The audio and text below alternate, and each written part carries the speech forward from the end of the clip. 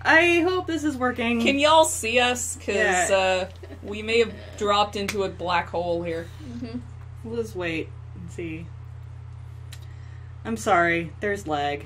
Yeah.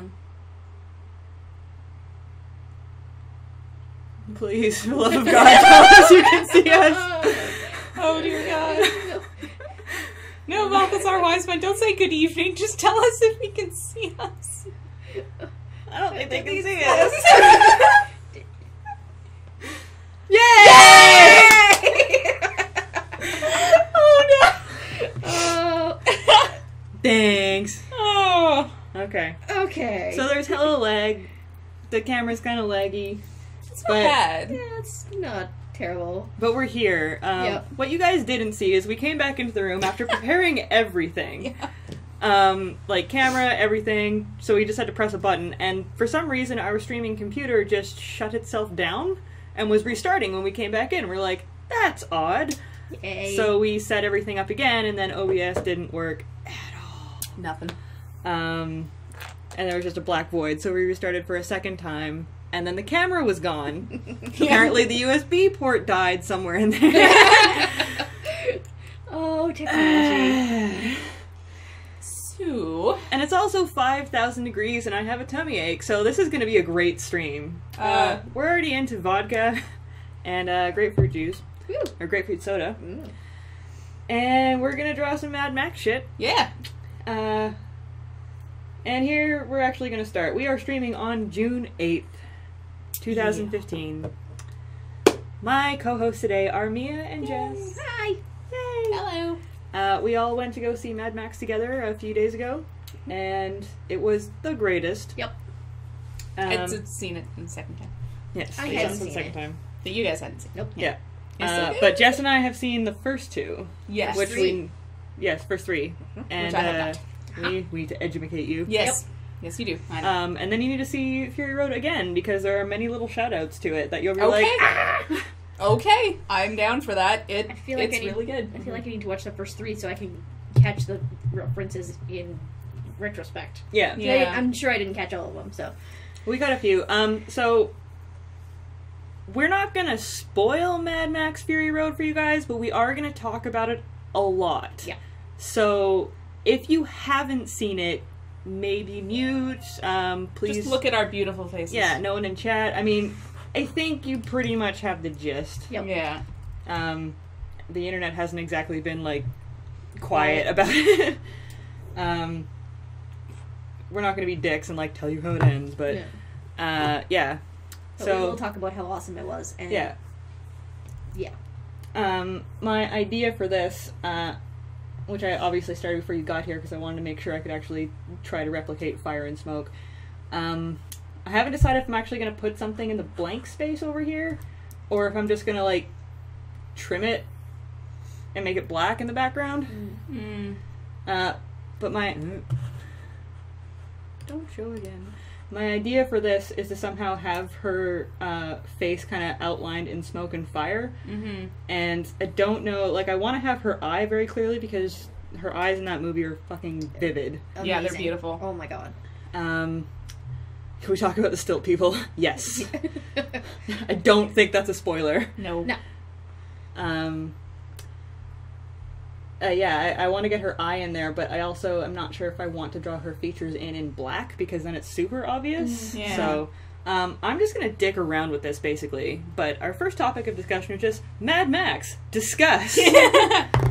So, yeah. Yeah. All of the awesome. On many levels. Many levels. I think the big topic that the internet has already raged / praised it for about is that there are many fucking incredible female characters in that movie. To the point where, like, it's not like they're putting women in to put women in. It's just, these are some awesome characters and they happen to be female. Yep. Yeah. So, but why the fuck not? Like, there's no reason that these characters can't be female. Yeah. And it's kind of shocking when you think about, like, wow, that hasn't really been done before. No. Why? Yeah, At like... least not well. even Yeah. even Alien ended up being. I mean, maybe the first Alien Ripley could have been a man, but like it's still it's one. Like, yeah, that's one. There has been and some many good years ones. ago, Yeah. too. Like there's Ripley and there's also Linda Hamilton from Terminator. Yeah, I was gonna say. Who was fucking phenomenal. And Yeah. I have to admit, the first time I saw that movie, especially in the second one when she's just ripped, Yup. I was just like, thank you, you know, Yes, like for once. absolutely. Like no makeup, I'm no... just gonna sit here and fan myself. Yeah. Yeah, you guys, it's 5 trillion degrees in here. No, I was talking about Linda Hamilton. And ripped. But yeah, that's It is also 5 trillion degrees. Yes, that's not bothering me nearly as much as. We bought an air conditioner Pretty today ladies. that's set up in the other room. Yeah. Because I'm not very smart. But that is where I spend the majority of my time during the evening when it gets hot. So I think Brad's sitting real pretty right now. Yeah. Yeah, I saw on Twitter somebody made the observation of a whole generation of girls has met their Ripley. Yeah. In Furiosa. Absolutely. Like, Totally well, fair. in any of them, though, like, there's a whole bunch of them that pop up. And I think if you've seen the trailers or any of the art, if you just, like, Google search, like, Furiosa or, like, anyone, you'll see that there's also, is it 5 other females that are introduced to you very, very, very early into the film, who very much look like, in the photos, kind of like, you know, the slave girl, and that's, you know, kind of their role in the movie. But in almost every other movie I've seen, that slave girl type is useless. yeah. And like they're just there to be eye candy / a prize for someone. Yeah, but they are not things. Nope. That's one of the They're not codas things. of the movie. And they're brave and they're useful and Yeah. they're smart and they're like it's great. Like, you know, when you first see them, we're just like, okay, I have placed them in my mind because society in every other movie ever has told me where these people should be placed in my mind. Yeah. And then the first time they act, you're just like, never fucking mind. Okay, I can run with this. And one of my favorite things is that when Max runs into these girls for the first time, it's a shot that really apes sort of the typical, like, oh my god, pretty girl, like, lusting after, you know, and the camera trains up and down their bodies and everything. But it's not the girls he's lusting for. Water. It's not the girls he's lusting for, it's the water. Yeah. That's what he wants. Yep. And is freedom. the water. And the freedom. Yeah, but more, you know, but in that moment, it's not, oh my god, pretty girls. It's, oh my god, they have water. Yeah. And they're throwing it on the ground. Yeah. By the way, one of the first things Brad said when we got back home was, I'm buying a set of fucking bolt cutters. Yeah. Absolutely. Yeah. It's I like that there's, like, really, Tom Hardy and Charlize Theron do so much with, like, basically no dialogue. Yep. Mm-hmm. That's a big thing about a lot of Mad Max movies, actually. Yeah. I think in the... God, I really want to say in the second one, he had, like, 18 lines. Nice. Yeah. Yeah, he barely spoke. First one too, actually. There was a lot of dialogue in the first one, because in the first one, he's not crazy yet. Like, That's the true. first one is, Right. like, him beginning his madness, and for anyone who's seen Fury Road and hasn't seen the rest of them, there are flashbacks that kind of hint at what happens. Yeah. Although, they changed a few things. Yeah. He did. Yeah. But the spirit is there. Yeah. Yep. Absolutely. I actually was hanging out with somebody yesterday who was like, Mad Max was garbage. Like, I'm sorry, what now? Really? Yeah. Genuinely hated it. Not that, you know, everyone's allowed to have their opinion about course. movies, but, like, I Yeah. would really love to hear that argument, you know? Yeah, Like, absolutely. It was like, nothing happened. what? Yeah. Did he watch the movie? Yeah. She was like, nothing happened. They were on the road the whole time. Like, I was expecting, like... It's a Mad Max movie! maybe, she was like, maybe once they got to the green place, I was like, oh, this shit's gonna pick up, and then no, and then it was just like... so I'm she- sorry, did we watch the same movie? Did she want a love story? I do not know what she wanted. She's a strange friend of mine. But yeah, and I was just like, are you kidding? Like, I didn't breathe the first time I saw it. I had to remind myself to keep breathing. like that. Those action sequences just keep ramping. They barely stop. Well, that's the whole point. Yeah. Is that the plot of the story is the chase. Yep. there isn't anything more than that. Yeah. There's details within it, but there is... Yeah, Lysander, it's not a Nicholas Sparks movie. Thank you very much. Nicholas Sparks presents Mad Max. No. Not even close. Kid Monster genuinely heard me several times. It was just like, Yeah. okay. And there's also a wonderful thing that just goes along with Mad Max movies, which is that because it's set in this weird, like, post-apocalyptic sort of, I believe it's still set in Australia. Yep. Mm-hmm. There's this weird mix of, like, I don't know what you would call it, like, Road Warrior technology / the old technology that we used to have. Mm-hmm. But It's called Diesel Punk. Yeah, because it's so... Oh, neat. That's an awesome name.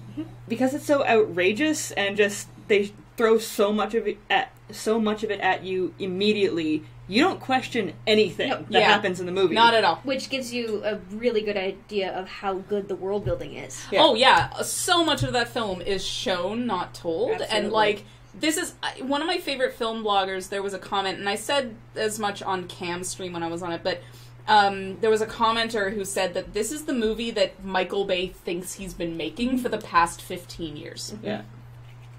It's mostly in orange and teal. There's lots of explosions. It's one that he wants to make desperately. Yeah, it is the one that he really wants to make desperately. And then someone's like, put Megan Fox in a bikini. And he's like, okay, that's a good idea. One of my favorite things Because he's 12. One of my favorite things is, like, there's a now infamous YouTube clip of somebody asking him, like, hey, what's your filmmaking process? Or they ask him something about the process of directing a film that any reasonable director would be able to answer, and he just goes like, you know what? I can't do this, and walks off stage. Now, Wow. it was either him or Uwe Boll, though, that has extreme anxiety, though. Like, yeah, I feel like it might be him. I think it's him, yeah. Because Uwe Boll just released this morning a beautiful little 1.5-minute YouTube video being like, well, the third Kickstarter didn't go down, so fuck all y'all. Like, literally, my favorite line was, I have enough money to play golf till I'm dead, so fuck all you. And then he signs off. It's just like, you are amazing. Yeah, I guess the world has spoken. They don't really want you to make more movies, but it's He was just like, I wanted to make this movie. We do not need a whatever it is 3, but we Postal 3? No, it's something else. It's a third sequel or the second sequel to something else. But it was just God, is it Blood Rain? No, it was something I hadn't heard of. So it's an Uwe Boll movie. Yeah, it's an Uwe Boll movie. But I think he was just like. He just, flipped off the whole world and quit the internet. And I was like, okay. See ya. See ya. But, yeah, I have enough money to play golf till I'm dead is my favorite line. I think that's everyone's goal in life, really. Yeah. Golf is boring. True, but you've had enough money to play golf until you were dead. You had plenty of money to do lots of other things. Yeah, well, Night Valley, and the point was that he was just like, well, I don't need the money, so, And the whole point of Uwe Boll has been to make money on films that tank. Mm-hmm. That's why he films them in Germany, because he can get, I recently read an article that reiterated the whole thing, which was that he gets angel investors who can write off the entire expense, their entire investment, even if the movie makes no money. Mm-hmm. So he just gets investment, and they get a tax write-off, and that's what he's been doing. Get a movie. And that's what he's been doing the entire time. Yeah. I'm gonna find out the name of this movie. Yeah. Oh god, now I'm imagining an Uwe Boll Mad Max. Don't do that to yourself. Yeah. We're gonna need more drinks. Yes. Yeah. Huh. Yes, sir. I need to see it now. First of all, there's vampires and zombies for no good reason. Yeah. Yes. Second of all, let's make everything out of really obviously foam and plastic. He was trying to kickstart a sequel to his 2009 film Rampage. Anyone heard of that? Nope. Is that based on the video game Rampage? No idea. I hope not. I hope not either. Yeah. Though that would be hilarious, and how did we not see that movie? Yeah. Oh. And I believe yeah, and I believe, yes, the YouTube clip is called Fuck You All. Succinct. It's amazing.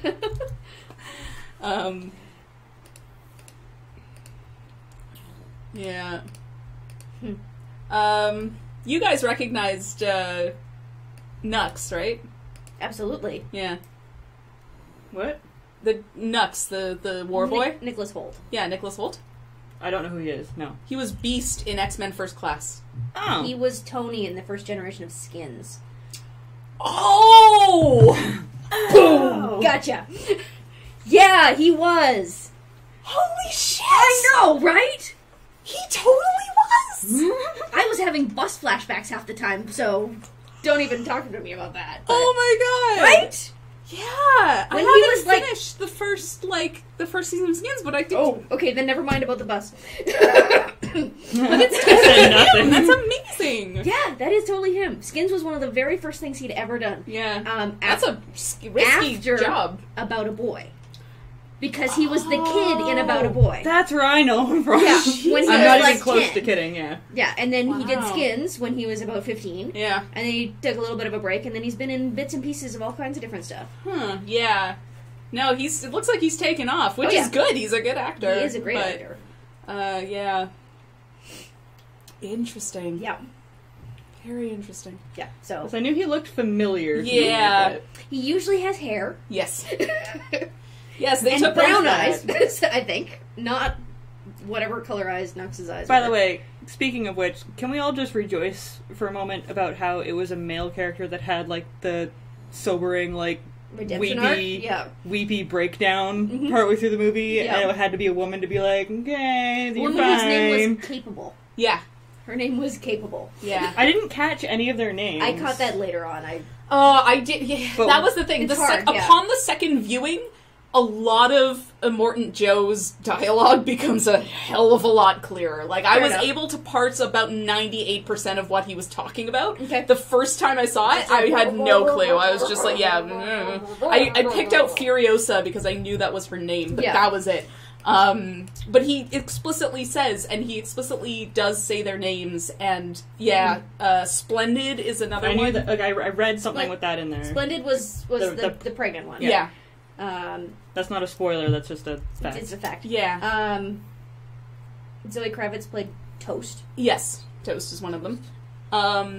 Such interesting, and I love their sanctuary. Like, I was noticing all these little details when he goes into, like, he keeps them in a vault, which says a lot. But also, there's a piano. There's tons of books, and there's tons of green things. But the two things I know with the piano and the books, and it's just like, it's such a beautiful little production design detail of what he considers, like, Invaluable. valuable, but Yeah. like, not even, because you wouldn't think of Immortan Joe as reading, but But he knows that maybe Yeah. they're not for him. Maybe they're just for value. yeah, So he keeps all his valuables in one place, and that includes Yeah. these women, yeah, breeders, as they refer to them, which is yep, yeah. Which is what it is. Mhm. Yep, exactly, yeah. I haven't been reading the chat at all. Has there been any good, Art of Distress, no, you should not go to bed. Watch our stream. Yeah. Yes. We'll talk about more Mad Maxes. Yeah. That looks really good. Mhm. Yeah, I like that they left so many things unanswered. Like, I mean, you could probably work out why Immortan Joe had that thing on his face, but, like, Mhm. why does Furiosa only have one arm? Charlize Theron apparently knows. There is an answer, but she Probably- very wisely did not Of course say not, anything. Yeah. And,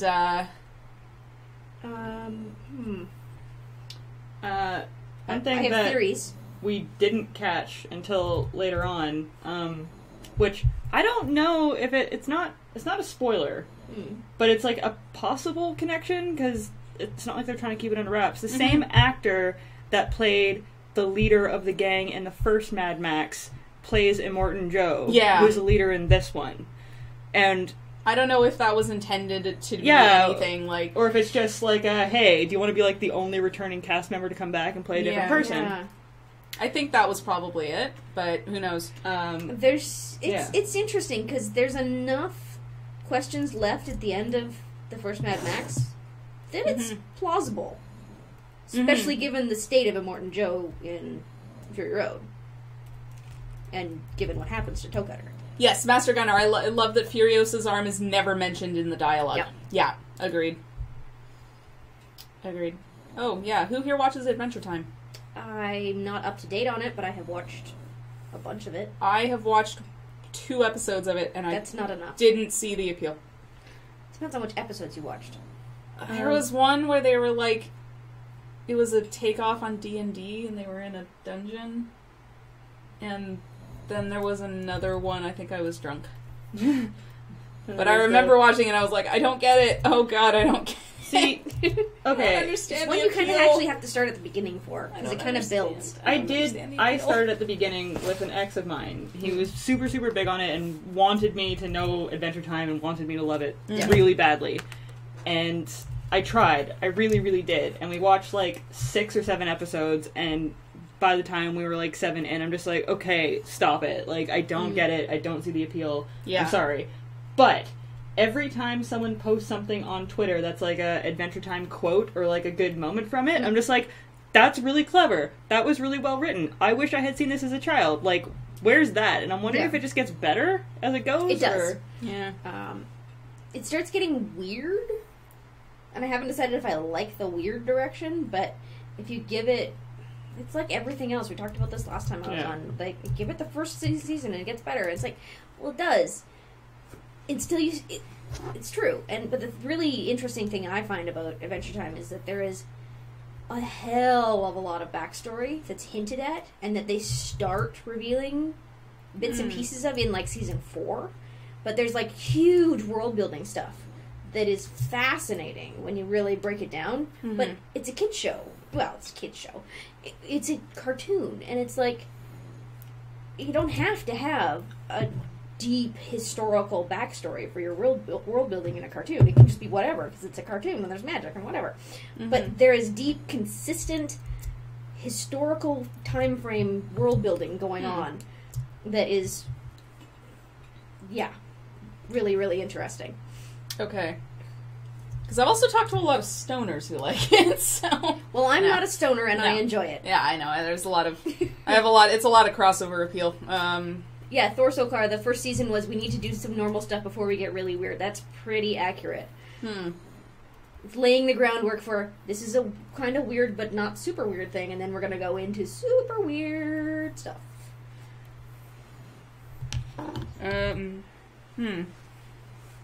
Well, I don't know. I tried showing Q the 1995, I think, Secret Garden, and realized that a lot of it is largely very arbitrary. And, it's one of those things where, like, some things just click with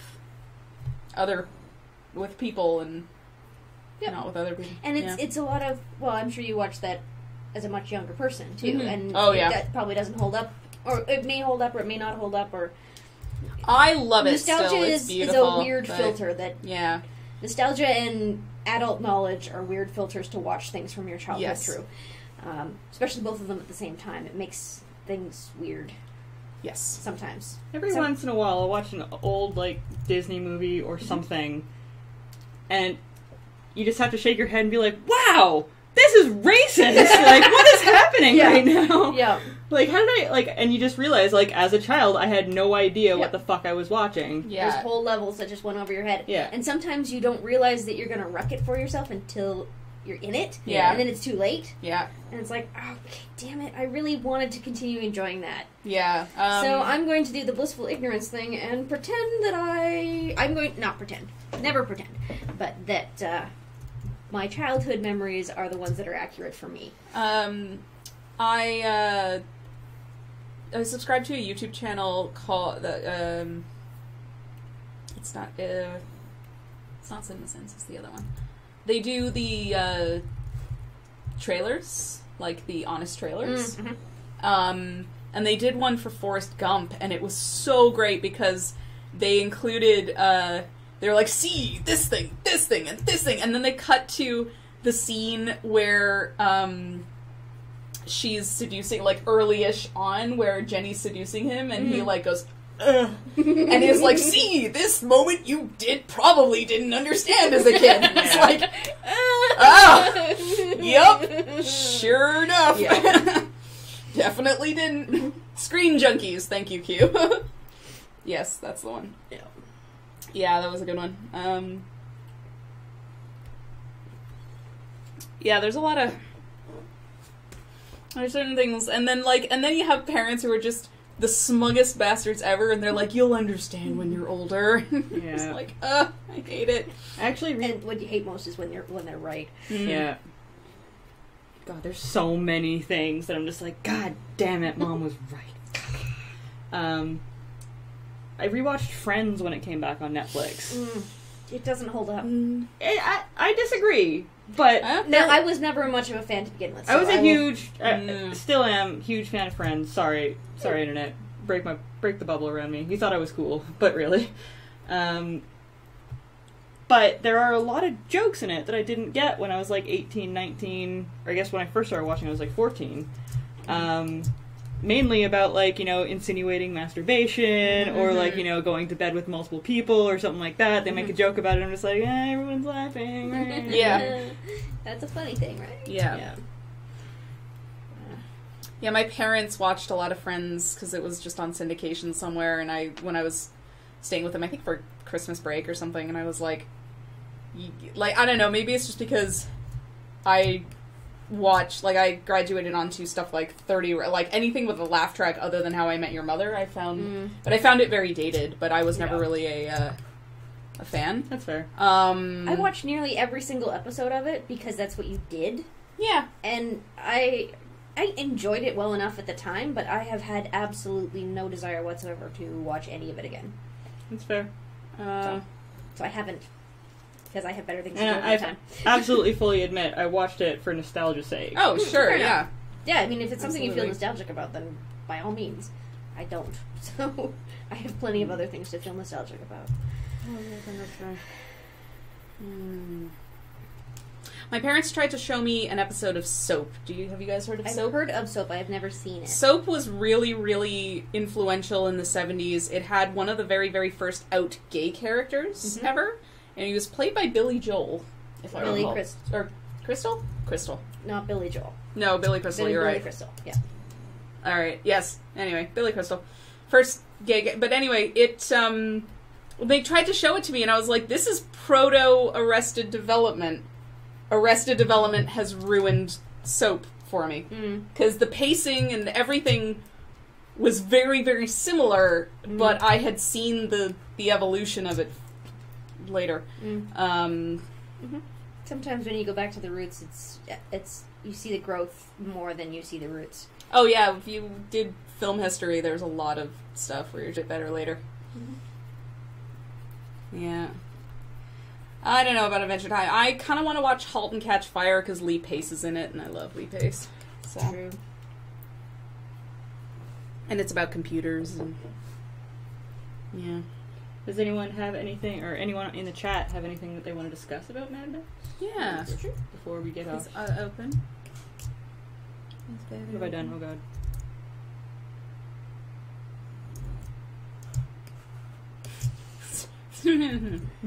Key Monster really doesn't skip episodes, which is frustrating. I had to beg him. I actually lied. I had to lie a little bit and beg and plead to get him to start Parks and Rec at season 2, not season 1. Because season 1 is 6 episodes, but it's like 6 really awful episodes when she was still kind of like Michael Scott from The Office, and so she was super awkward and horrible, and then they revamped Leslie Knope and made her into the adorable, sweet, capable person she is. That she is, yeah. But I was really like, no, seriously, season 1 is garbage. If you watch season 1, you will not want to watch the rest of it. And he was like, no, I didn't drug you. No, I only drugged you the one time. I mean, never. Shit, you won't remember that. Yeah. Never mind. Nothing happened. These are not the droids you're looking for. I had the exact same thought. Yeah. He got me very drunk to watch episodes 2 and 3 of Star Wars, so it's... Everything works out. Yep. Yeah, it all works out. Yeah. Alright. So, leaping off of Furiosa a little bit, favorite female characters from movies, comics, and games, other than Furiosa, who's pretty rad. I'm gonna come out and say Rogue from X-Men. Yeah. Mm-hmm. Yeah. Not that they didn't use her as a romantic plot device whenever they fucking could, Yeah. but I liked her because she was somewhat safe because they couldn't use her as a romantic plot That's device. true. And I kind of liked that about her. Like, I know it's what she hated the most about herself and what, drove her character. Mm-hmm. But, I don't know, like, her being untouchable gave her, like, some strength in the show. Mm-hmm. Like, some very, very sad strength that, I don't know, I really, really liked it. And she was my favorite, and I decided that I'm just like, fuck it. Even if I had that power, like, I would rock that, you know? Oh, yeah. There are Yeah. ways you can absolutely rock that. Laserbeak's Fury says Commander Shepard. Hell yes. Absolutely. Setting aside my obvious pick, Miss Marvel, the new Miss Marvel, she's pretty awesome. She writes fan fiction. Right, Yep. right, yeah. Toph Beifong. Yep. Yep. Absolutely. Yep. I'm even a fan of Katara. Mhm. That's fair. Marceline. Art of Big Distress Marceline says Princess Bubblegum. Yep. Femme Shep. Yeah. Oh,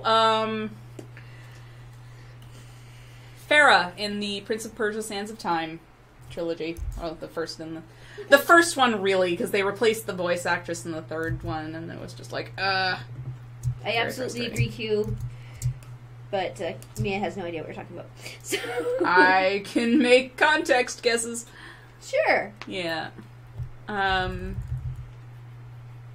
Samus. Okay. Aya Brea. Nagbillion, where's that from? Rhea. Sounds familiar. Yeah, I don't know. I haven't read the one where Miss Marvel meets Wolverine yet. The new book, the new trade is out, and I only buy trades, so I need to buy it. My familiarity with Miss Marvel is tangential at best. I have not actually read any of it, but I should. Mostly due to lack of pretty good. funds, but... It's pretty good. From Parasite Eve. Okay. The not Broshep. The real Bartender. Commander Shepard. I'm so sad. I'm like, why are you empty? Where'd it go? Where'd it go? Alright. Favorite characters. There are so many. Hitomi from Vision of Escaflowne. Even though she had her weird, like, damsel in distress moments, but she also, because I went back and rewatched Escaflowne after, with the benefit of hindsight and, thank you, and critical capabilities and not being a raging hormone creature. All of which are dangerous things to look back on something from your childhood with. Yes. But... but Hitomi Kanzaki has, she's a typical teenage girl. Like, the opening episode is her being, like, going up to her crush and very boldly being like, if I finish this race quick enough, you will give me, like, will you give me my first kiss? And he goes, okay. And then, like, that's the whole thing. But she, and yeah, she has her problematic moments, where she is a damsel in distress, but she gives as good as she gets, right? Mm-hmm. Like, there are other moments where she straight up goes and saves the dude. Which is pretty awesome. So, yeah, I liked her. San from Princess Mononoke. Yeah. Speaking of another... I'm not familiar with the Escaflowne references because I didn't do the anime thing. That's Sorry, fair. Internet. But another kick-ass teenage female character was George from Dead Like Me. Yeah. George is pretty awesome. George is fantastic. I haven't seen Deadlight Bean forever. As is Chuck from Pushing Daisies. Yeah. So, yeah. That's where I fell in love with Lee Pace from. Oh, absolutely. Yeah. Chuck was pretty amazing. Yeah. I never actually finished Pushing Daisies because I didn't want it to end. Well, it sort of doesn't. Yeah. Which is both frustrating and hopeful. They did a weird kind of wrap-up thing Okay. Good to know. But, yeah. Ash, did you ever see Pushing Daisies? No, I did see Dead Like Me, or at least the first 2 seasons of it. That's all you need to see. That's all you really, need, really liked it. Do not watch the movie. There was a movie? There was a movie, it was awful. It was absolutely awful. Yeah, I didn't bother. No, they changed the casting of half the people. Yeah. And the characters of most of the people who stayed. And it was just, no, don't do that. Yes, Night Bailey and the entire cast of Orange is the New Black does count. Absolutely. Yes. Absolutely. By the way, who else is super stoked for season 3? Yo. My God. Yeah. More so than Game of Thrones, I'll be honest. I haven't seen any of the new season of Game of Thrones, and I'm not sure that I want to. Yeah. Yeah. I haven't caught up. I'm like 3 or 4 episodes behind now, and... I think I'm behind by 2. But there's some pretty... Let's see. Who else did I love? Ruth from the matriarch from 6 Feet Under. Yes. Who's so wonderful. And what's her name? The redhead. The daughter. The daughter. She's played by somebody named Lauren. Yes, she is. What the hell is her name? Crap. Internet, help us! Yes. Nate, David, Claire. I need to rewatch Q, and I need to watch 6 Feet Under, and I'm gonna cry. Oh God, yeah. I haven't watched it in years, and I could cry thinking about that series finale. That series finale, I was sitting there. That was so good. Oh man. So the series, I probably can't watch it now, to be honest. So so 6 Feet Under is really good. It's the first HBO show I really fell in love with, and aside from a completely meandering and bizarre season 4, it is genuinely, like, really good almost entirely throughout. It only went off track a couple of times, and then they brought it back. And you get Lily Taylor in the middle, which is always a good thing. The guy who played Dexter, Michael C. Hall, this was the role he had before that, and he plays this closeted gay guy. Initially, he's closeted to everybody, but his amazingly good-looking boyfriend, but it's about this family who runs a funeral home, and it deals with death in such beautiful ways, and the last 6 minutes of the show is this perfect wrap-up. I won't spoil it, but it's this perfect wrap-up. Alright, good night, Art of Distress. Good night. And there's this beautiful song playing, and I was watching it and knitting a pair of mittens. I was sitting in Calgary on Christmas vacation and knitting a pair of mittens and watching it and sobbing my eyes out. And my mom was in the next room also knitting, and she was calling over to me. She's like, Mia, if it's sad, don't watch. I was like, it's beautiful! Yeah. Didn't miss a stitch. Like, pro. Yeah, it was absolutely gorgeous. Yeah. To the point where I probably can't ever watch it ever again. That's a good topic. Stuff that you cannot watch or listen to or consume ever again due to various reasons. Stuff going on. Well, for me, especially those last 6 minutes of 6 Feet Under, in particular. Oh, yeah. I watched before my father died. And I would do it. I hadn't even thought about it in that context until we just started talking about it, and I realized I can probably never watch that show or those last 6 minutes ever again, because they will hit way too close to home. At least not anytime soon, and honestly, there's paths I don't go down anymore. It's just... That's fair. There's just places I don't go.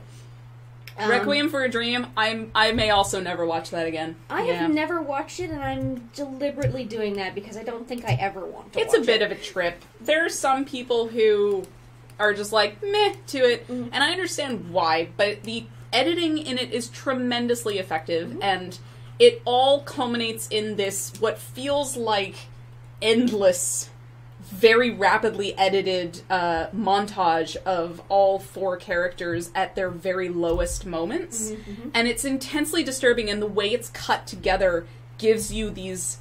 The way that... So, like, how with Immortan Joe, at the end, there is... No you spoilers. never see the thing fully. Mm-hmm. Mm-hmm. You never, ever see the close-up shot of what you probably don't want to see, but, Yeah. Same with Requiem for a Dream. You never quite see what's going on. It always cuts away, but it builds up and builds up and builds up and builds up, and the score gets really, really insane, and it just, you just feel like you have to lie down. Mm-hmm.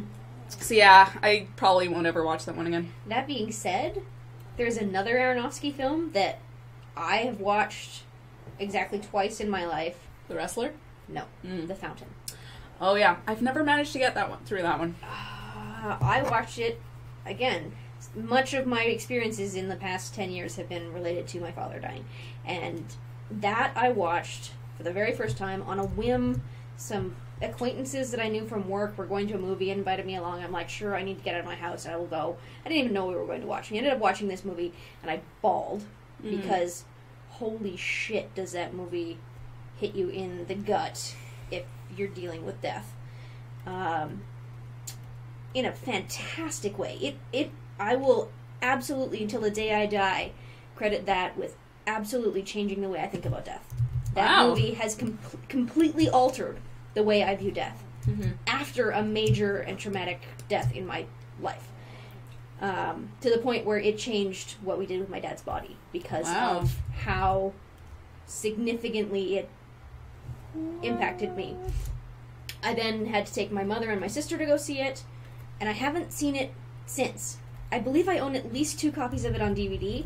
I have never been able to bring myself to watch it.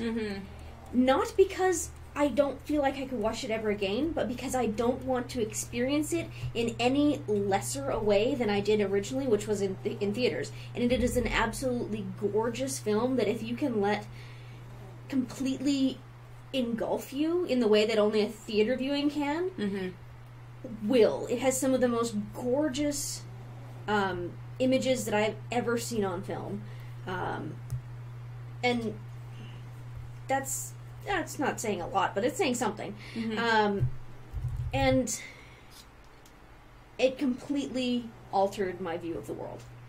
And there's very few things in my life that are quote-unquote pop culture that have done that, ever. Yeah. Most of the major changes to my views of the world have come through people, or through my own experiences. But for me to sit and watch a movie on a whim that completely changed the way I viewed death, and still does to this day, is amazing. If you have the opportunity to see it in theaters, absolutely go see it. It doesn't make a hell of a lot of sense. Yeah. At least on first viewing. Second viewing, it makes perfect sense. And, yeah, it's absolutely gorgeous. It has one of my absolute favorite scenes of just this beautiful...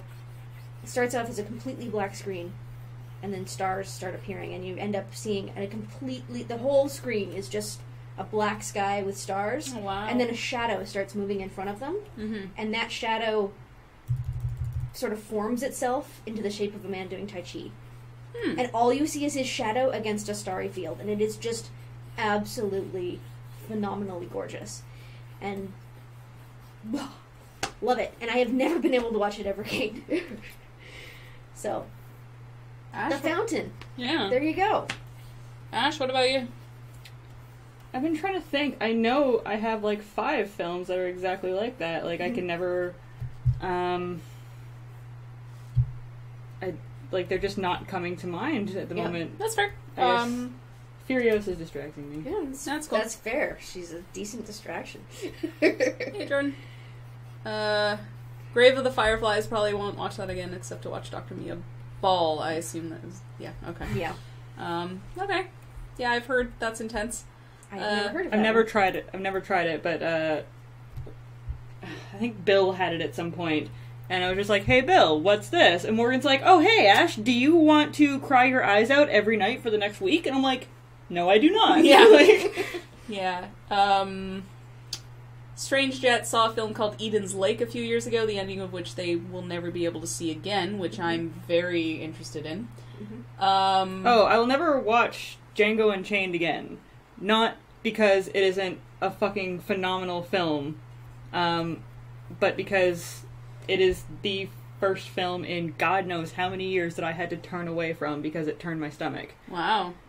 Yeah, I didn't end up seeing that one. I But... haven't, no, me either.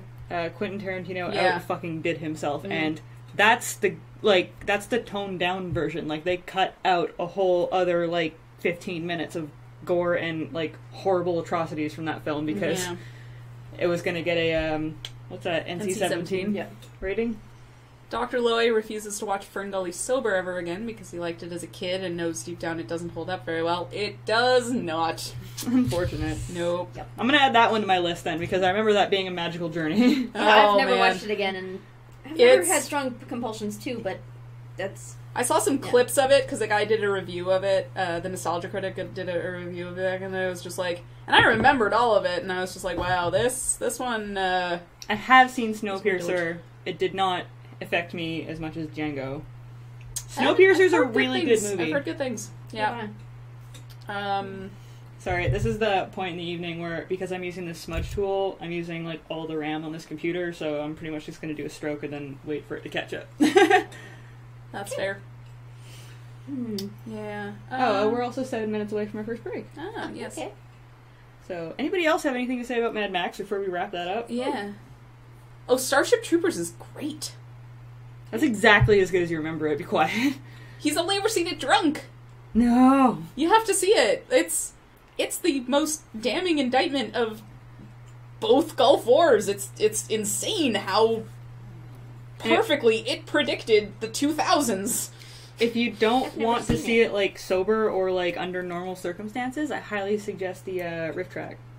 Yes. It's kind of gloriously... It's Paul Verhoeven, and Paul Verhoeven is not a stable man. It's...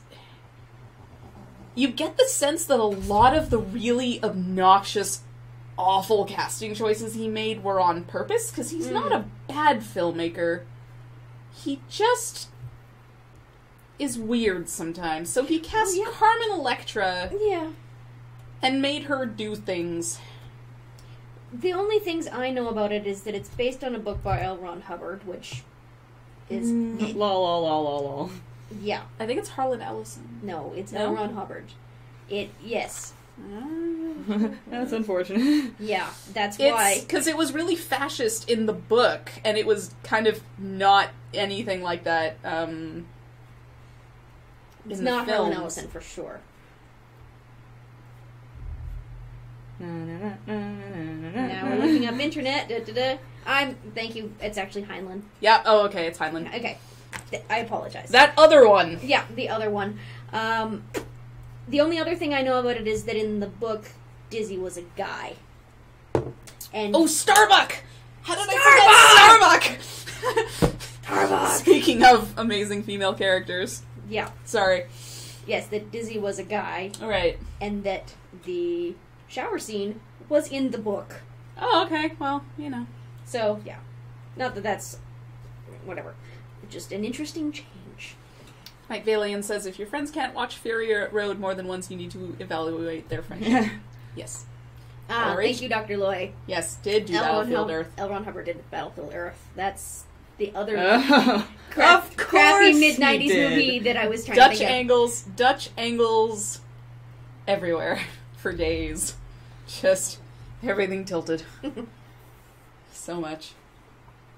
I think my favorite thing, though, I've only seen a handful of clips of it, but one of my favorite is Travolta being like, well, you were still learning to spell your name! I was conquering galaxies!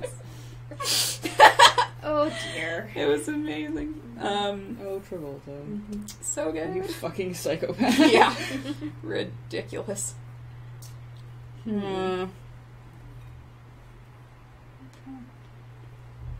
there's...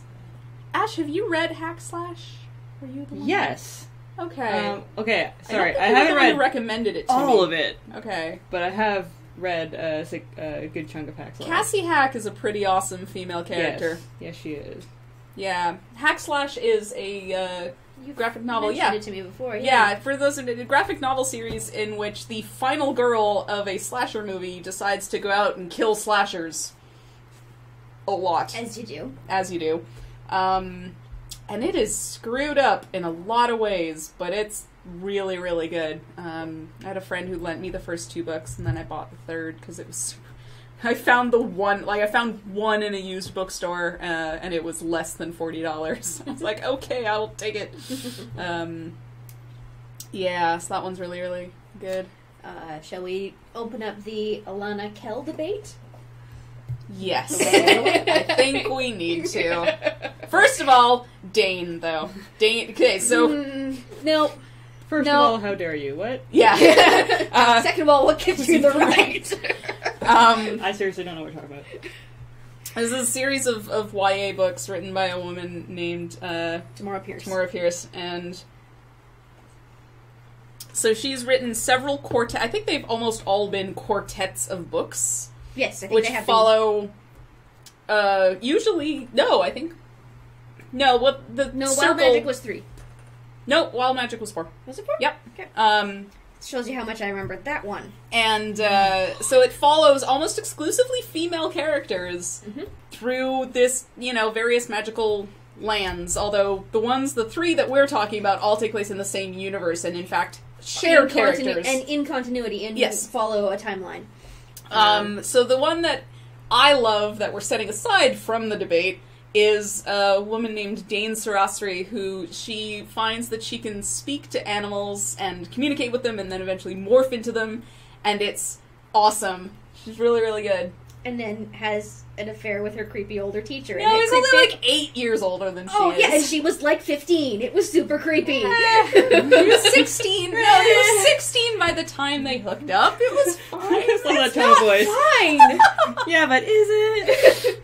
No, that's fine. Mostly yeah, what fair. put me off from her. That She's is entirely a fair. pretty decent character. I did not like the way the relationship That's entirely was fair. Set up from the very beginning of the quartet, and it's like, oh, we're going that way. Yeah. Oh, we're going that way. Okay.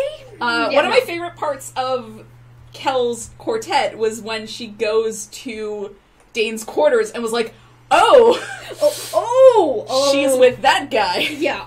What is happening? She hooks up with her much older teacher. Yeah.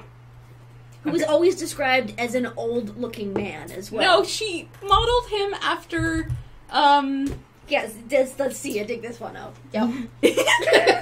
Here's your shovel. Anthony Hopkins. Dig up. But hear me out here. Jeff Goldblum. Yeah, with the 16-year-old. He was like in his we all early saw 20s. Jurassic Park. With a 16-year-old. His early 20s. Okay, mid-20s. I don't know how I feel about this. The drawing, sorry. But let's get back to the Alana Kell debate. The Alana Kell debate. This will be heated, and we have very different opinions about Let's these take things. a break. Okay. Then we'll get to that. We're going to take a break and go sit next to the air conditioner for about 5 minutes. Yay. Possibly use the bathroom. We will see you guys back here in about 5 minutes. Hopefully the break works.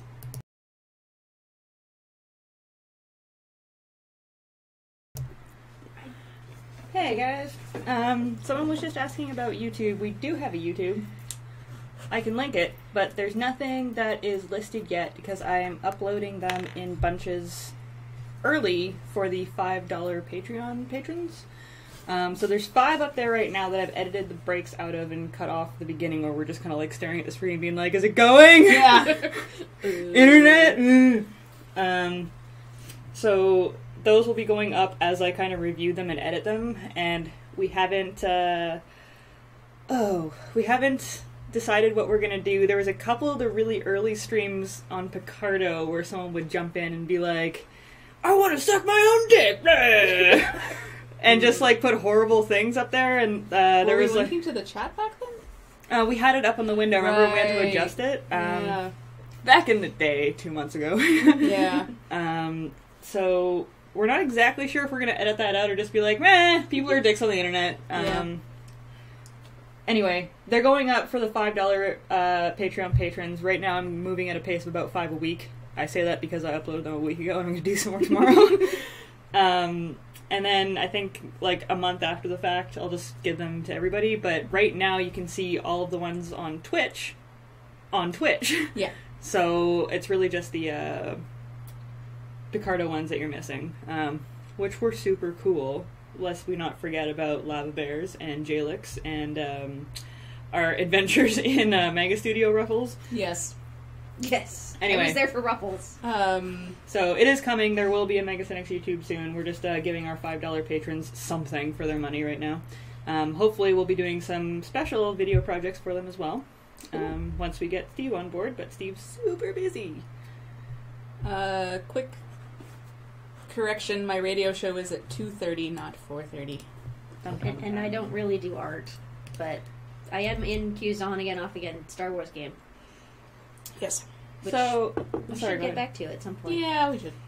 I have no idea what I'm doing here with this. I thought that this would look really cool and that I would get inspired as I went along, but I'm really just getting frustrated blending flames around. But I did a different sketch the other night when I was super drunk that I kind of want to play with, so we're just gonna Awesome. put that one away for now. Cool. All right. This one, which is also Furiosa. Nice. It's pretty awesome. But it's super, super rough, so... Yeah. Thank you for everybody who's following us on Twitch, by the way. Yay! You should recommend us to your friends. Thank you. We're gonna draw some cool shit and drink and talk about cool shit. Mm-hmm. Yeah. You guys were about to have a debate about something. Yes.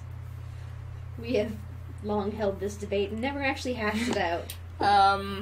So we're doing it live on the internet. Woo! So it comes I have really... no idea what you guys are talking about. really so I'm comes just gonna down tune out. to character A and then character 1. No! We can do character A and character K. Okay, that works. The initials work. Alright. Character A dresses up as a boy to go become a knight. Takes her brother's place. Takes her brother's place. Doesn't actually earn her place. Alright. What are you talking about? This is a series of books. And maybe we'll have to have this conversation at some point. Yeah, maybe we should have this actually in real life first before we do it on the internet, because it's going to get snarky. Yeah. Also because Ash is confused. That's true. I could lend you all the books if you'd like. Yes, They're- I have time to read books. They're short and fast. I really wish I had time to read books. I miss Sorry. books. I'm reading a book called Disney War right now about... Again? I never finished it. Okay. About Michael Eisner's years at Disney, and they're talking about how, like, he made $200 million as a bonus on his salary. I was Fuck like, that guy. this is awful. Alright, when you were a kid, what fictional character did you desperately want to be? I wanted to be a Ninja Turtle. Hands down. Yeah, alright. That was my goal in life, was to like become a scientist, figure out how to mutate myself into a Ninja Turtle. Obviously I would have to do this while I was still a teenager. And become one. As a child. Belle. Really? No Yeah. shit. She had a library. Yeah, so lots of other characters. Get that bitch a library. Bitches Love libraries.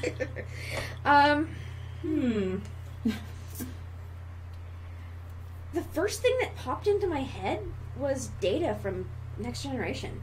Alright. Which is not what I expected. Chat, this question's for you too. Yes. I like Jedi. But Yeah. makes kind of sense. Strange Jet wanted to be Penny from Inspector Gadget. That's awesome. That's Yeah, I could go super with that. awesome. Because even as a child, I could see that she was the competent one. Yes. I I had very little patience for that show. Precisely I- because he was so... watched it to death. And I don't know. That never bothered me. Mm. Yeah, I'm not entirely sure why my first thought was Data from TNG, but I might have to give that one some thought. Master Gunner agrees. Data. Yep. After I saw The Hunchback of Notre Dame, I ran around in a white, like, frilly dress that we had as part of our dress-up array, and pretended to be Esmeralda. Mm-hmm. Kinda. I also wanted to be... What's the name of the guy who introduces the whole movie? He sings Bells of Notre Dame. The gypsy. Oh yeah, the jester guy? Yeah, the jester guy. I have very faint memories of that movie. It didn't It's really good. grab me. It's good. It has its moments. It also has its tanking moments. This is where I think our age difference shows a little bit, because you were much younger when it came out, Yes. and it was part of your childhood Yes. movie experiences. I was older than you. I was probably, 4 years older than you? No, I'm older, more than that, older than you. Quite a bit older than you. And I'm old. To the point where I think I was in my teen years, and so it didn't have as much impact That's in fair. that kind of way. I know I watched it, but it didn't hit me the way that things like The Jungle Book and Little Mermaid, those were my big ones. I'm being scared by The Jungle Book for some reason. This Jungle Book, I always was frustrated by it. I love The Jungle Book. It is still probably, if you were to ask me what my favorite Disney movie was, it's probably still The Jungle Book. Neat. I was able to see it in theaters.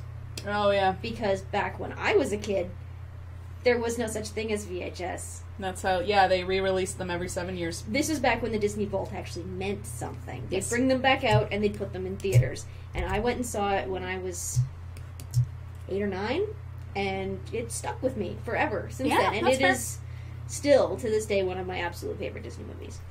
Lysander Gustav wanted to be Smog for a bit. That's fair. Yeah. Balthazar Wiseman wanted to be Godzilla or Roy Fokker from Robotech. Okay. Alright. Yeah, I don't... That's a good question. It's interesting, because the first two that came to my mind were Data from TNG and Troy from TNG, which that's a really odd combination. Yeah. Maybe it's a little column A, a little column B.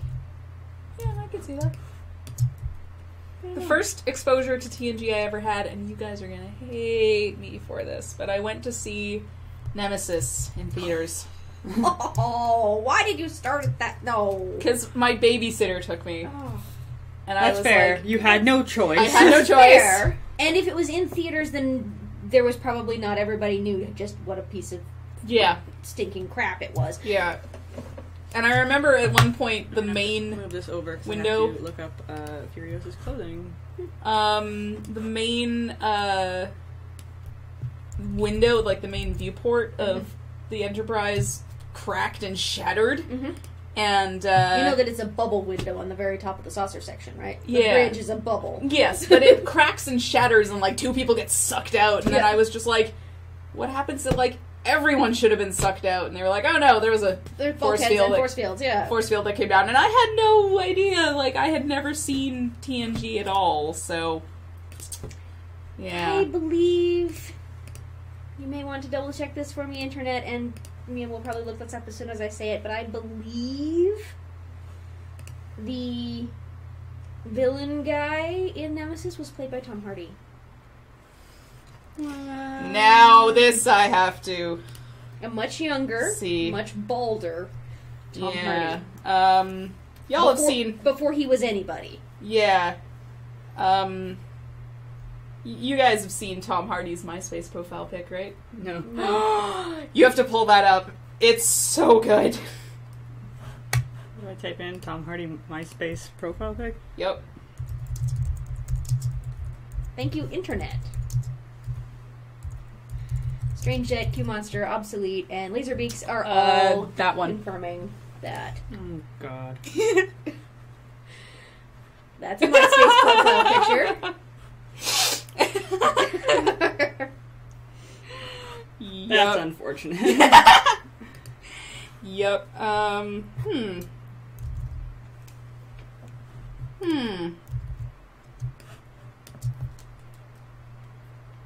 Tom Hardy made his only appearance in the Star Trek franchise as Praetor Shinzon. Mm-hmm. Huh. They had been looking for someone who resembled Patrick Stewart but aged about 25 years younger. Wow. Huh. Before anybody knew who he was. Wow. For the longest time, he was the guy from Nemesis to me. That's incredible. Yeah. Now And you then gotta Inception happened, and you're And just then like, this Inception. guy's pretty great. Yeah. And then Mad Max happened, and you're like, okay, yeah. The thing about Inception is that I barely remembered Tom Hardy was in it. And Dark Knight Rises happened. Yeah. I didn't see that. He was Bane. Was he? Yeah. Wow. Even the voice? Yeah. Wow. Okay. Talented guy. So, there you go.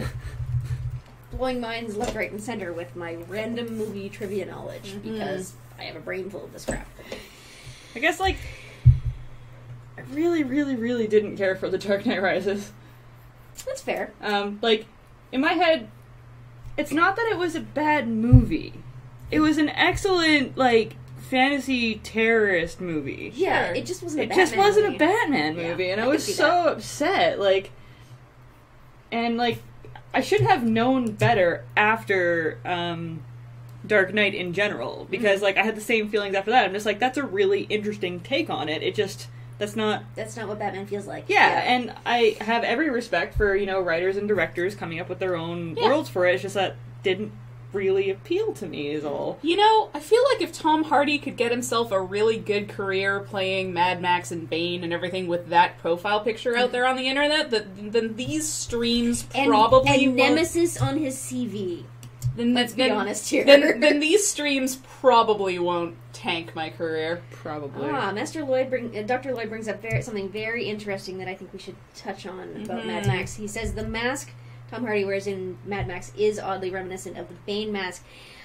That's true, but what it is much more reminiscent of is a thing called a Scold's Bridle, which I'm not sure if anyone is familiar with. I have heard of that. A Scold's Bridle is my history is terrible, but it's Middle Ages-ish. Don't quote me on time frames. We'd see it these days as a torture device, but it was a punishment device for mouthy women, basically. And it was a cage that would go over the head and had a piece in the mouth that would hold the tongue still. Wow. This was locked on in the back, often had a bell on top of it, so if you moved your head too much, you gave yourself away.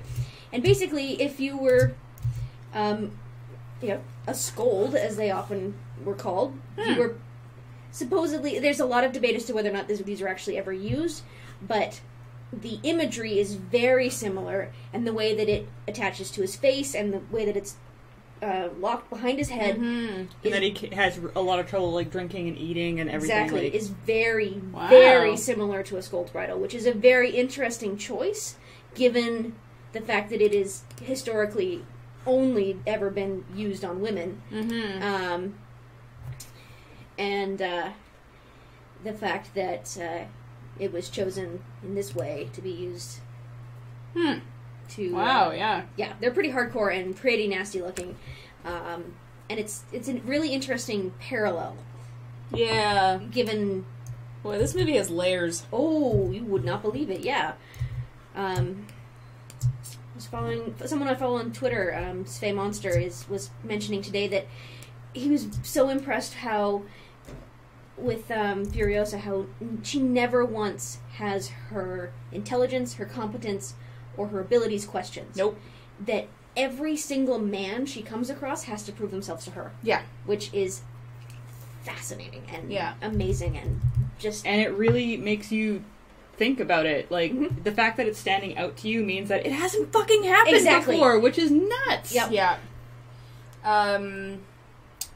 And I think one of my favorite parts of Mad Max, which I mentioned to you guys as we came out of the theater, but was the fact that at one point Max, like, says, "Wait a minute, I'll take care of this," walks off into the desert, there's a couple of sounds off screen, and then he comes back with a sack full of guns and covered in somebody else's blood. And in any other film, that would be a huge set piece. Absolutely. And it happens off screen. it's written in as like a throwaway thing. Like, we explain how gravity works on the Enterprise. It's like it's basically a line of technobabble. In its own way, which is amazing. Yeah, it's it's great.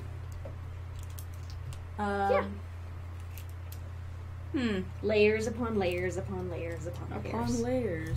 Mm-hmm. It's like an onion or a parfait.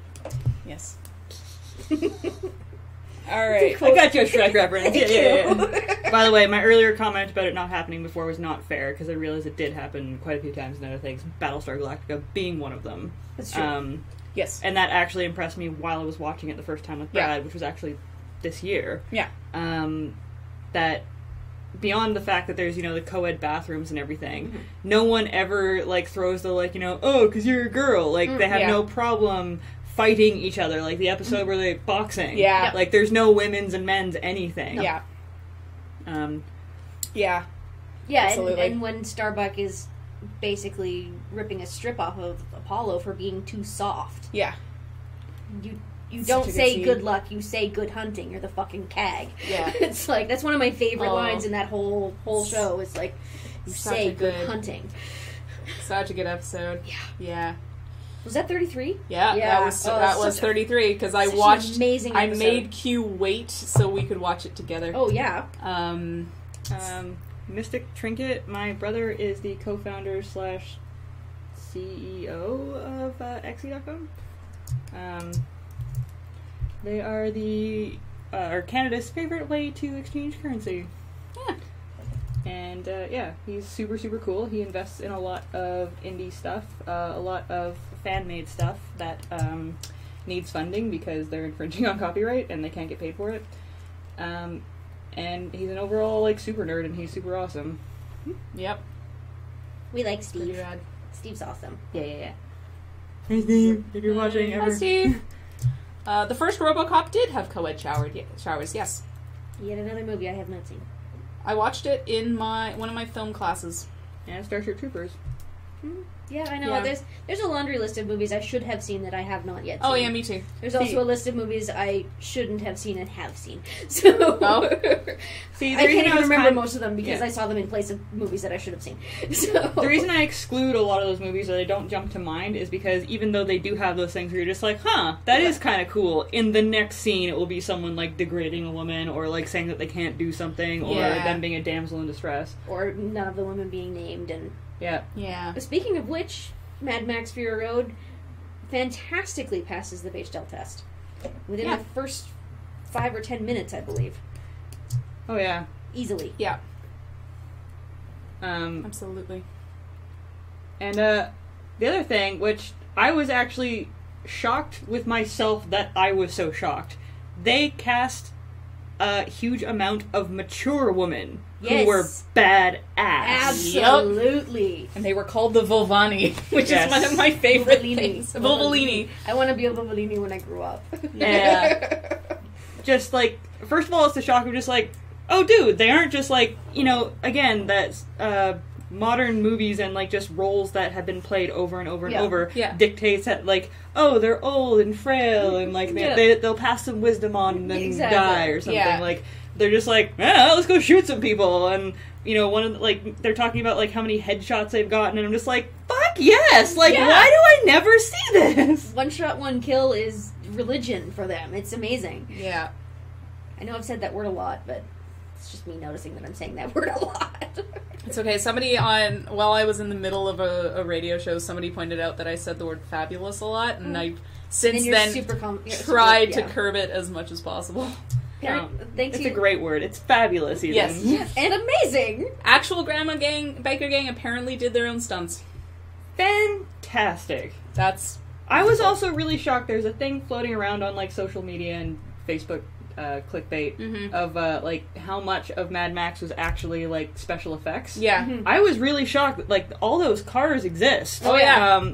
All their special effects budget is mainly to alter the scenery, which obviously they don't have a giant fucking wasteland to just drive around in. Yeah, a lot of the scenery, a lot of the CG went to making the illusion of cars moving. Yeah, and Furiosa's arm. Yeah. Only bits and pieces of it though. Just the parts you can see through, because the rest of it is absolutely practical. Yeah.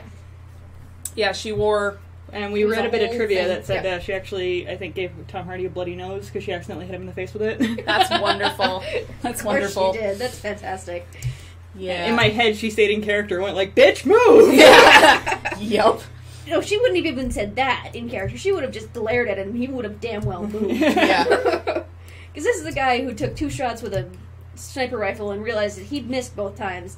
And became a rifle stand. So... Yup. That is one of my favorite scenes in that whole movie. Spoilery, sorry. It's cool. It's super awesome. Yeah. Yeah, I'm honestly looking forward to the sequel, or whatever it is. You know the subtitle is Furiosa, right? I thought it was Wasteland. Last I heard it was Furiosa. Well, yeah. That they practically have it written already. Yeah. So, Mad Max Furiosa.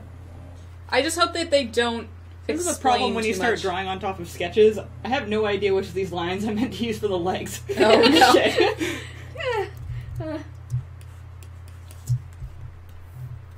Yeah, there is a feminist Mad Max Tumblr. Of course there is. It's pretty good. I think there's a Hey Girl Tumblr with... I definitely saw some Hey Girl memes floating around. For Mad Max? Or? Yeah. Yeah. They changed it to Wasteland, but it is already written. Well, its working title was Furiosa then. And so it should be. She's wonderful. Yeah. I just hope that they don't Wolverine it. I don't think they could. Yeah. Well, I have a lot of faith in George Miller. Mm-hmm. It's clear, like, he really could have screwed this up. Oh, absolutely. It really could have gotten screwed up, and it didn't. Well, okay, so this is something that we mentioned as we were leaving the movie, actually. Yeah. Mm-hmm. One of the beautiful things about Mad Max, even the past ones, is that none of the movies, except for Road Warrior and Fury Road, are really similar to one another. In fact, when we went to go watch the original, I don't even want to call it a trilogy, when we went to go watch the first 3, Brad was... I guess he had seen Road Warrior not too long ago, but he thought that was the first one. Most people do. Right. Yeah.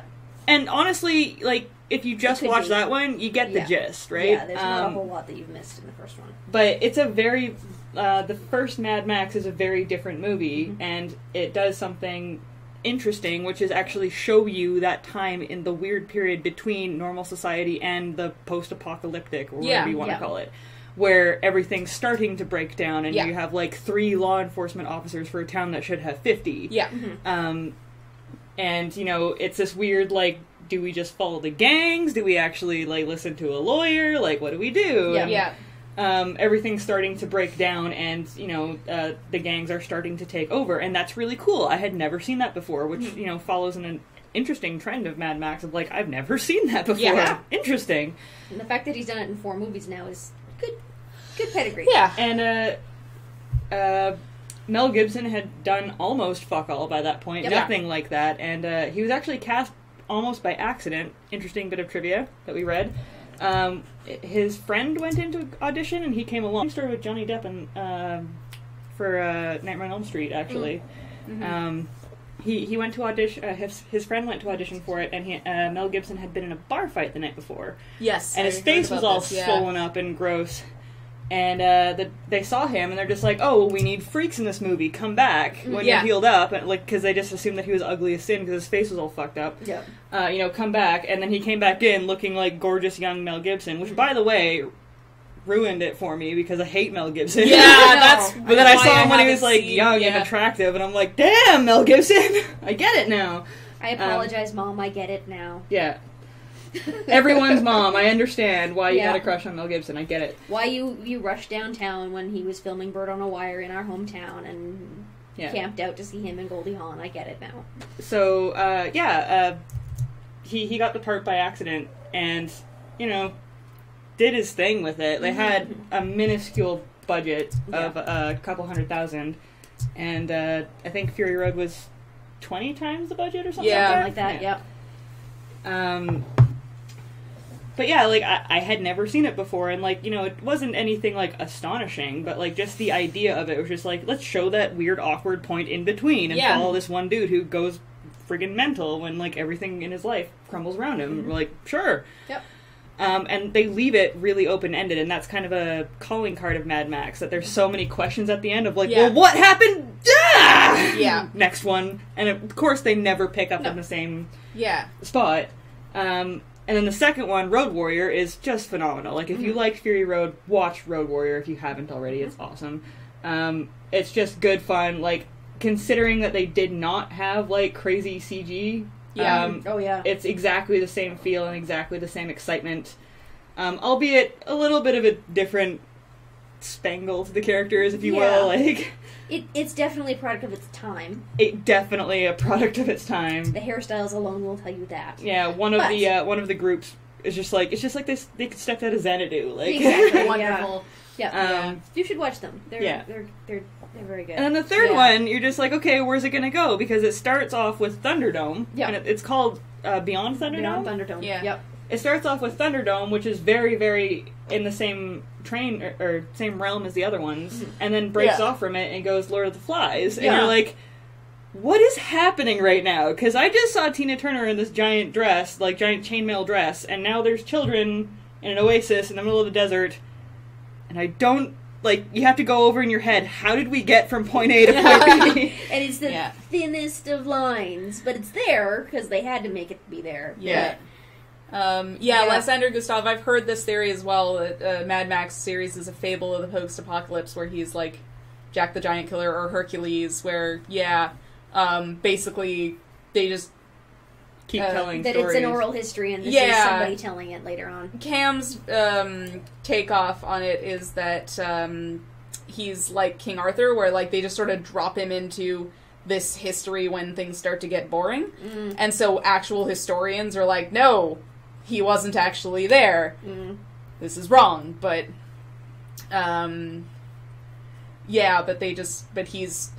it's the thread. That's why there are so many inconsistencies. So, yeah. I've also heard some other theories that are major spoilery for all the other movies as well that I may or may not go into. It depends on how much spoilery we're talking about. One of my favorites, though, is the theory that the Road Warrior Mad Max series is what's happening in Australia while the Hunger Games is happening in North America. Yeah. I like that one. I think I like it better when you look at it in terms of Mad Max is what's happening in Australia when Fallout is happening in North America. That's better. that's better. Yeah. That is better. So yeah, that's a fun one. Yeah. I really like that the whole, like, fable thing. Like, it reminds me a lot of, how 300 made a whole lot more sense near the end when you understand that, like, it's being retold by someone who's, like, you know, trying to encourage an army. Yeah. And you're just like, I was okay with it not being, like, you know, a story, you know, I'm sorry, 300's been out for forever. Yeah. And it's based on Greek mythology. Yeah. Quasi-mythology. But, like, it's gorgeous, and, like, you can take it as it is, because it was a beautiful comic, a beautiful movie, you know, everything in it is fucking stunning. Another one of those, like, great films that just keeps you tied to the screen the whole time, which are so hard to come by these days. And Lena Headey. Yeah. Those are two words that will get me to watch paint dry. But it's also just knowing that, like, you know, someone's telling this story to someone, you're just like, oh, like, that's where all this vivid imagery is coming from, and, like, whether it's true or not goes unanswered. It's just fantastic. Sorry, continue. Yeah, no. The next thing we have written down is movies you saw as a kid that you really shouldn't have seen, not porn. Yes. So, obviously, like, pretty much every horror movie I saw as a child, I was not allowed to see, but my mom worked all the time, so I could pretty much just walk up to the video store, rent whatever the fuck I wanted, and then go home and watch it and return it before anyone was the wiser. And I watched, like, the entire Puppet Master series before I was, like, old enough. Like, the people at the video store didn't give a shit. Yeah. As someone who used to work in video stores, we didn't give a shit. No. It was not worth it to question 12-year-olds on whether or not they were 18.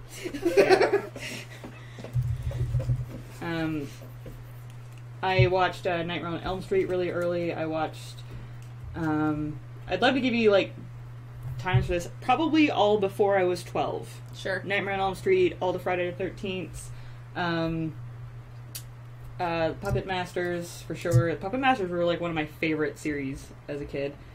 I tried my hardest, like, I rented it eventually, but I tried my hardest to sneak into Deep Blue Sea when it came out in theaters. And that's a whole story in and of itself that I won't get into. It's one of, like, the saddest moments of my life. I didn't get in to see it. I really, really, really wanted to. And when I actually got home and explained to my mother what happened, she's like, well, you shouldn't be seeing that movie anyway. And I'm just like, man, it has to go. Man, I wanted to go see it. I was so upset. And then, like, I rented it the day it came out. But yeah, like, maybe that's why I don't mind gore at all, because I was, like, so overexposed as a child. And it might be why I am not bothered by it, but why I don't find it entertaining, because I was not exposed to it at all.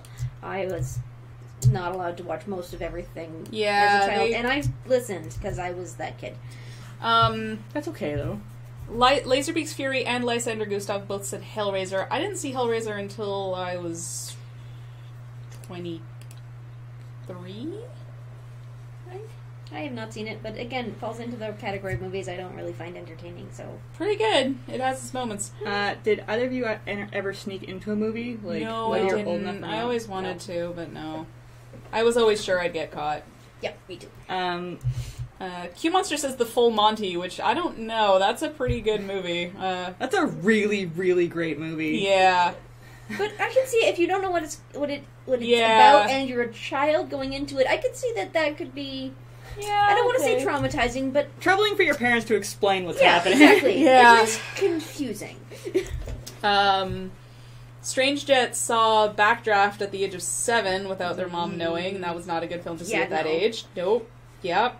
Still irrational about fires behind doors. I'm irrational about fires. Beavis and Butthead movie. Yep, that's definitely as a child something you shouldn't see. My first date was to go to the South Park movie. Aww. And I fully explained to my mother what movie we wanted to go see, and God, we were like 14, like, what's the cutoff, 16 or 18 for those? 18. Okay. But you can always get your parents to just buy you tickets, right? Yeah. And my mom was so stoked that I was going on a date. She was so proud of me that she, like, didn't even want to hear it of what the movie was about. And bought us tickets. And, like, South Park is just, it's one of those things where, like, the title gives you nothing. Yeah. Like, you say Beavis and Butthead, they're like, fuck you, you're going to that movie. Yeah. But, like, South Park gives you nothing. And I don't think she had ever seen the show. And, God, it was only 2 seasons at that point, so it wasn't, like... That was it? Yeah, it was 2 seasons after. Very wow. And it was brilliant, by the way. Yeah. Like, that thing holds up. Oh, but, God, like, it's amazing.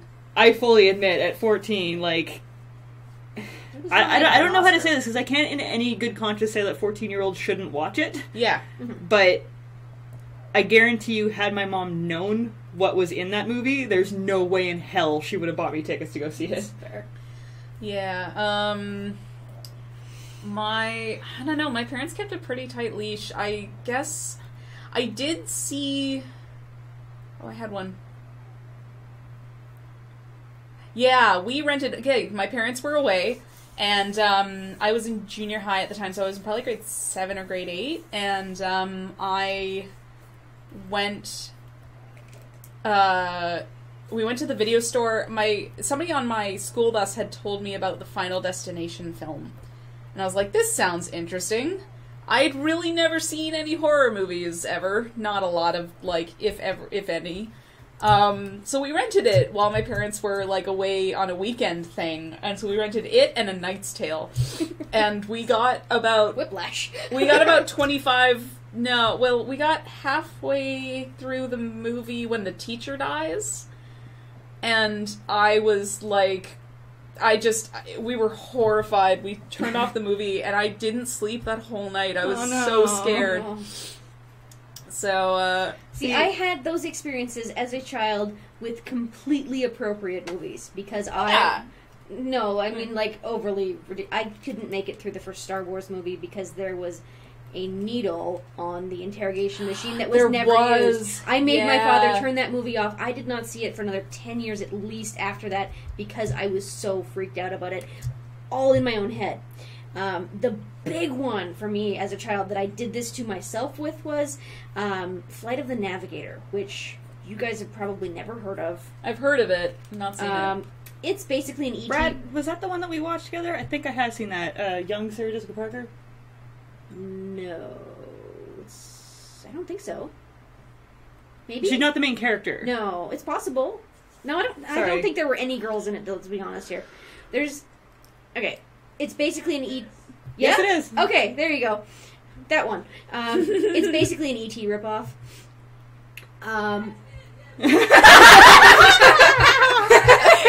Thank you, Brad's Brad. catching up. Flight of the Navigator. I don't know if you guys can hear that, but Yeah. Brad's in the background going, yes it is! I've seen it since then, and it is decent.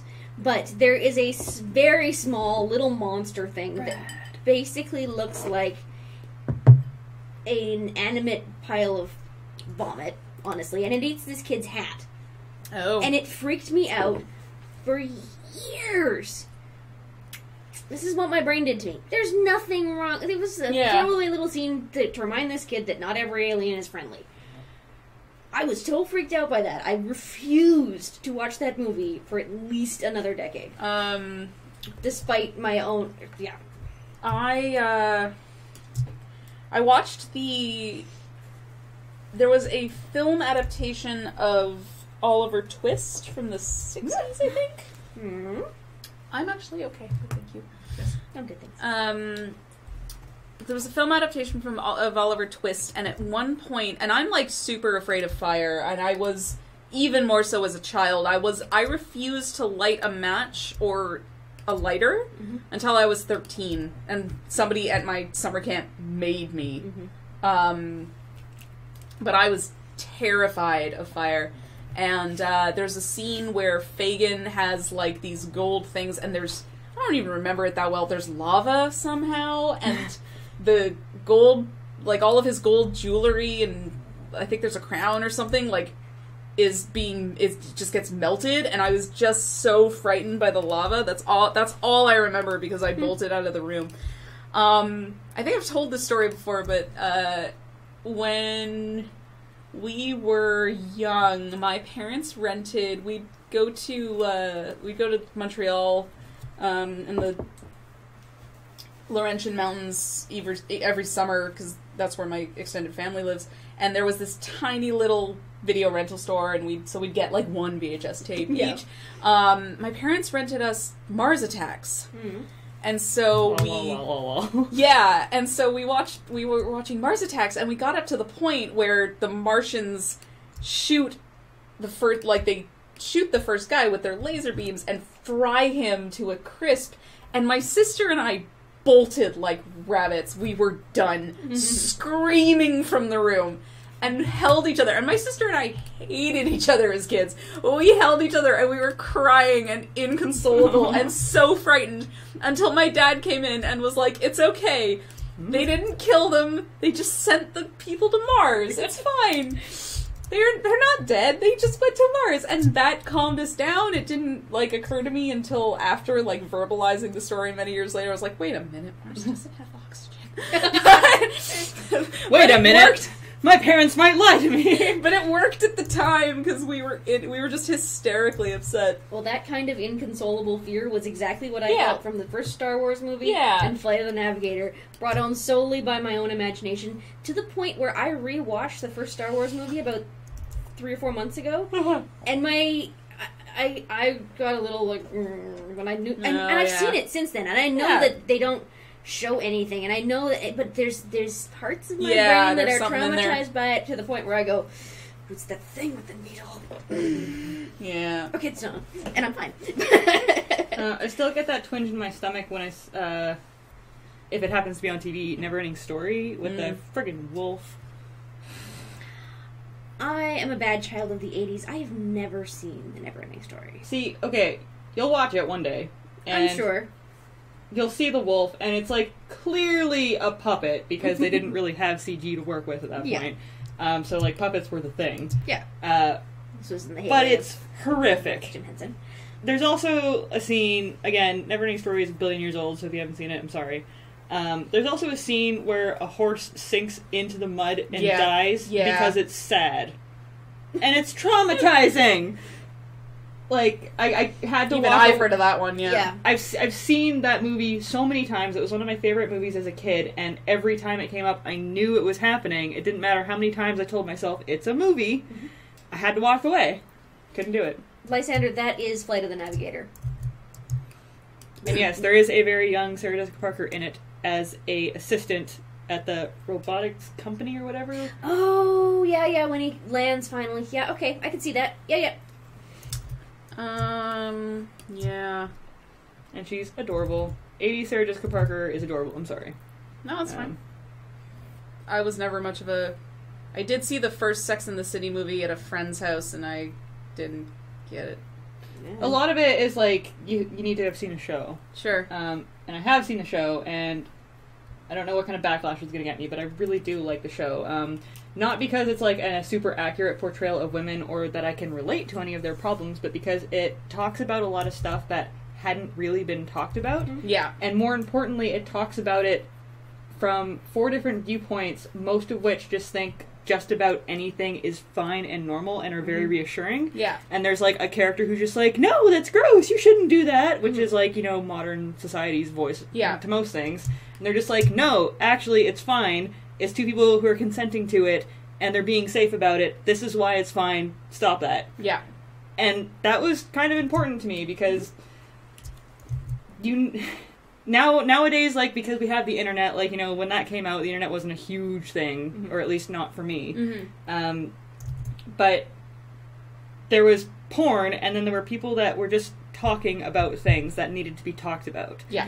And now we've hit that wonderful gray area with, like, beautiful people like Erica Moen doing Oh Joy Sex Toy. Yeah. Where it's more about education versus the reviews that she does. Yeah. Although the reviews are hilarious. Oh, they're great.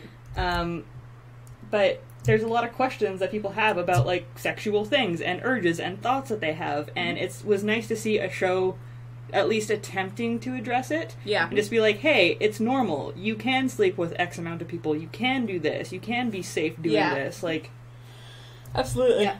And to add to list of wonderful women talking about these things very frankly and like it's no big deal. Emily Nagoski does a podcast called Come As You Are, which is fantastic. There's only about 5 or 6 episodes so far, but because she's on a book tour promoting her book Come As You Are, which is a really fascinating thing. She is a full-blown sexual scientist and has done a whole study on female sexuality, and it is fascinating stuff, talking about the way women differ strongly in the way they experience sexuality as opposed to men, and it is, I highly, highly recommend it. Neat. Yeah. I've heard of that.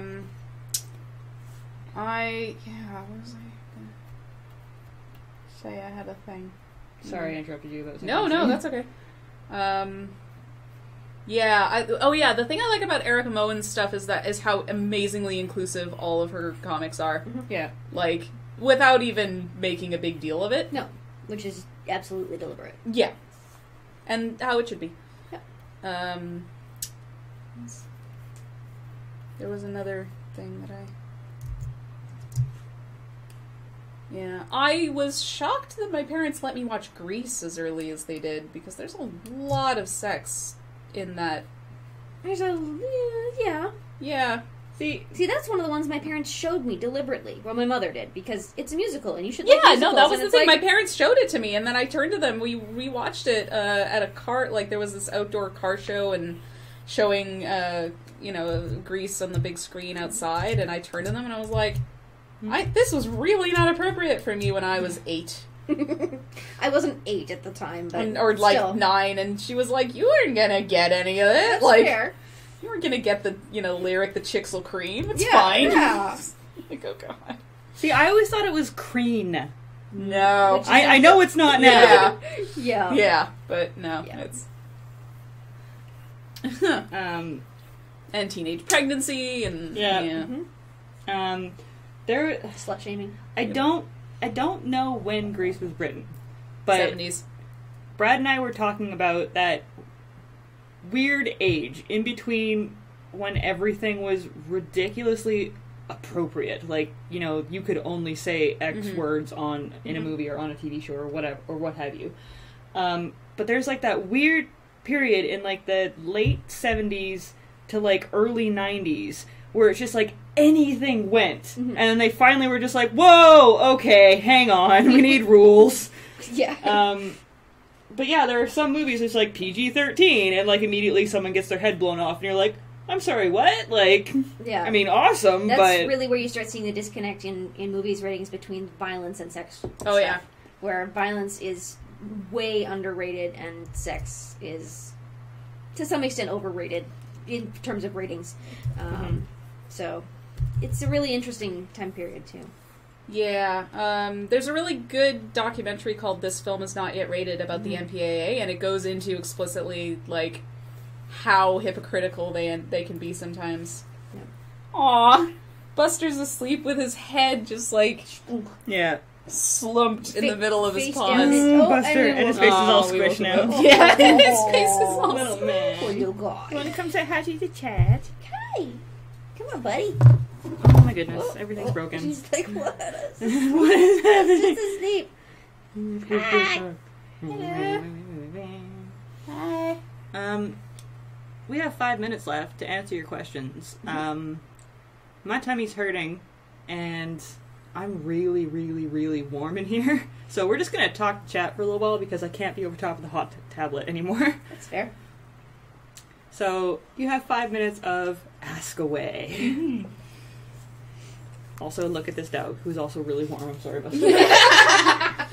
Oh, I loved last week when he and Jade were getting into scraps. Oh my god. That was so cute. I loved having Jade here, but like 50% of the time, it's fantastic because they're playing with each other and it's adorable. The other 50% of the time, it's just like having children. We're just like, will you two shut up so mommy can lie down? Yep. Yep. Especially Jade, who just... Wait, they're too quiet. What are they up to? Yeah. Who's so loud. Splatoon. I haven't played it yet. do not I really know. want to. We saw a bunch of ads for it. Actually, Brad was trying to buy something on the Nintendo store, and unfortunately their advertising for Splatoon was every time you changed the page, like went back, the whole page would become like a flash page, and like paint would splash your whole screen and then drip down. What and is then the premise of Splatoon? it's, from what I understand, it's basically like It's a paint-based shooter, sort of. yeah, what's that friggin' I need more details. shit, but god, with the heavy and the medic and Team Fortress 2. Team Fortress with paint Oh. is what I've been explained. Okay. Okay. So the goal is it's team based, and like one team is blue, one team is orange, and you paint the areas. And I don't know if you actually like take lives away from the other players or not. I haven't seen it. I don't know. All I know is that Someone who's played it can explain. the one of the main mechanics of it is that you're shooting paint and then you can swim through your own paint stream, Huh. which is kind of cool. But I don't know anything more about it than that. I don't even own the correct system to play Me it on. neither. It looks interesting, and I will probably play it at some point. Everyone's raving about it, so I think we'll probably try it. Says you can kill each other. Alright, there you go. I would like to play it. That's pretty much all I know about it. I'll give it a try. It's on Wii U, right? It's Wii U, yeah. We have one of those. Oh. Also, only painting the floor counts. Excellent. Okay. So you can kill each other while you're painting the floor. Okay. That's a great premise. Neat. Mm-hmm. Cool. Do I have anything else on there? No. I was trying to think of more questions before we started this, but we got a lot of traction out of just talking about Mad Max. Yep. So. Yeah. Anything you are hoping gets announced at E3 next week? E3 is next week? Yep. Yeah. E3's next week. Release dates for Mass Effect 4 and Fallout 4. Mass Fallout Effect 4 would be great. Have you seen the release trailer for Fallout 4 yet? No, but I No. saw Brad watching it, and afterwards he was like, ooh. So. It's gorgeous. I want to know when that comes out. And then I need to get myself a next-gen system because I want to play that. I want to play the crap out of that. Because, yeah. No, I haven't. So pretty. I haven't really kept up in the gaming world, unfortunately. No. Especially since Only certain MegaCynics. series. I've been playing the shit out of Mario Kart 8, and we were actually before this talking about streaming it. Yeah, that'd be fun. Yep. We would like to do that for you guys. Streaming a video game. What? On Twitch? No. No. Are we allowed to? Life hack. You